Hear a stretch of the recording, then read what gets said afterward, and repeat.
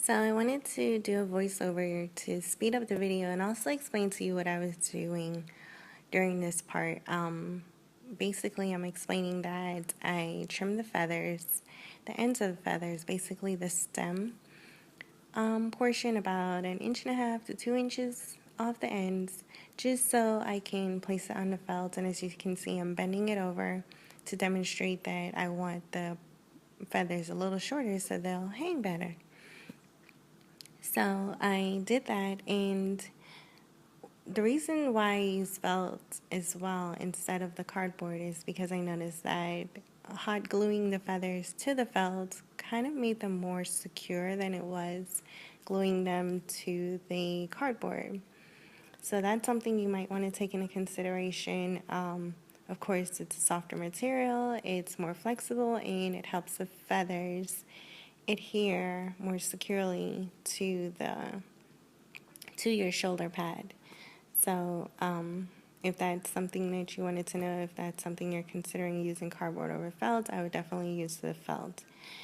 As I'm going along here, I am demonstrating how I am laying my feathers, and I lay them out sort of like in a fan pattern so you can see all the colors, number one. Number two, I wanted to make sure I covered enough area and I was able to cover my shoulders, and I'm just maneuvering everything around to make sure it looks well as I reload my hot gun again and again.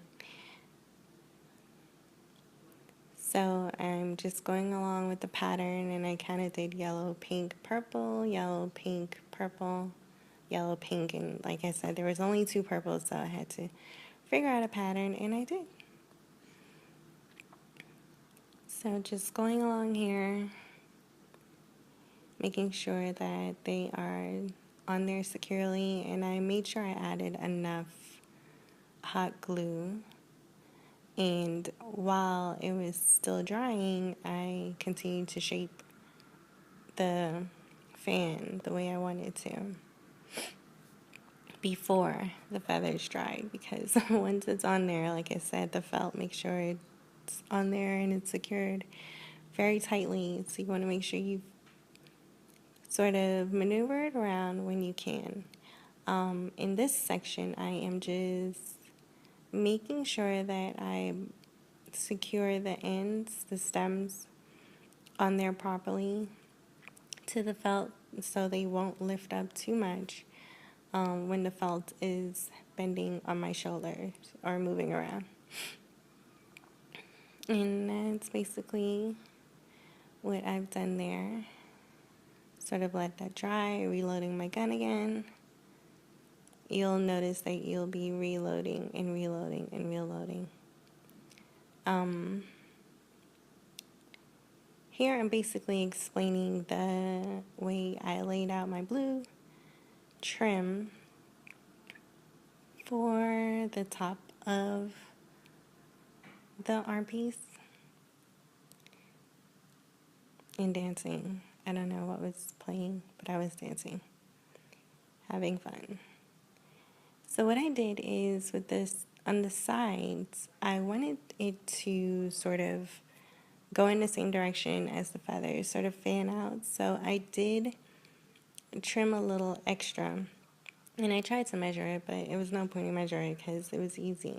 You just trim a little bit extra so you can sort of like swoop it around and make sure that all the feathers are sort of like going in a nice circular or semicircular motion around your arm.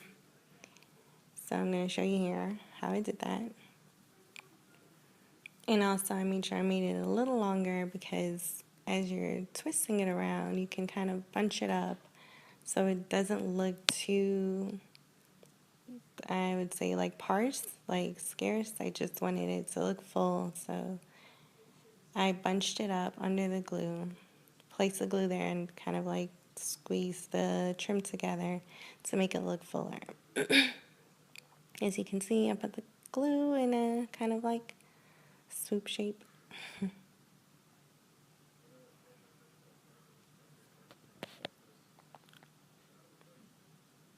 And gluing it down. So I'm continuing to glue it down, and there were like a few feathers that were kind of sticking up, like that one right there, and I just wanted to add a little bit of glue just so it can lay flat. And it still actually wasn't laying pretty flat, and it's one thing about the blue trim is that some of them, just a few of them, not a lot, will just try to stick up, and you just have to try to maneuver things around to get it to stay down. Right now I'm working on the other side and doing the same thing. As you can see, I cut it a little longer, and I'm squeezing the trim together to make it look fuller, but also, wrap it around. Securing it down, spreading out the feathers, and in a second you will see what I meant by, see, making it look like it's fanning around. That is the top piece, so I glued that to the very edge, or what I would consider the top of my arm piece, and I've added glue to that entire purple felt area that is exposed, because I wanted to make sure that that piece is secure on the felt, that will hold most of my jewels, and I don't want it to sort of come off. So you want to make sure you do from end to end, and also down the middle, and press down firmly. The jewels aren't heavy at all, but just adding a little bit of that weight to that top piece, I wanted to make sure that it was laying flatly, and also that it wouldn't come up and show the feathers underneath. So there it is.